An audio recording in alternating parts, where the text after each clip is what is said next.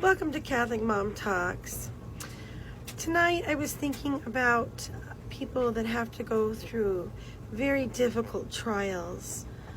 Sometimes maybe you might experience a tragic death in your family, maybe due to violence like murder, or maybe someone suffered a horrible illness and you have to stand back and watch. Or maybe you've been taking care of someone that's been ill, maybe a patient with dementia or some family member with cancer or things of this nature.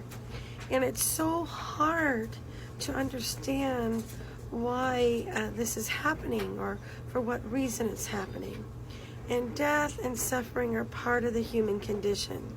And even Jesus didn't get out of that part of being human.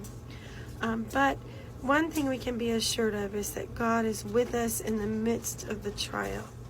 For me, it's been very difficult to let go of the cross in this area sometimes, partially because of the grief of having to go through it.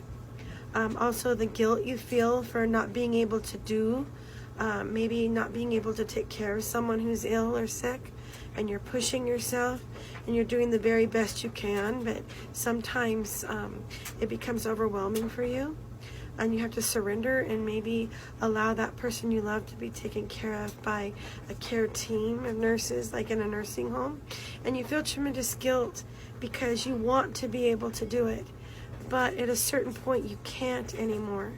And that's when the suffering really comes in, because you have to pull yourself away and let God take care of the person.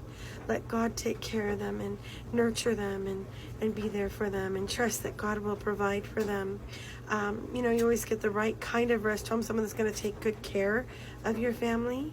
But sometimes those decisions are decisions you have to make because you wouldn't be able to take care of your own family.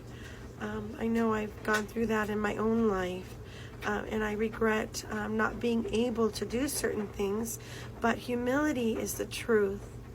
And sometimes the humility is that you can't do what is impossible. So we have to step back, let go, let God, and let Him come into our lives and take care of everything. He is merciful and loving and will give you the strength to endure any cross. You just have to stay close to Him and with Him. And just like at the Mass, one of my beautiful sayings in the Mass, the beautiful prayer I should say, is through Him, with Him, and in Him. We can do all things in Him who gives us strength. Thanks for watching.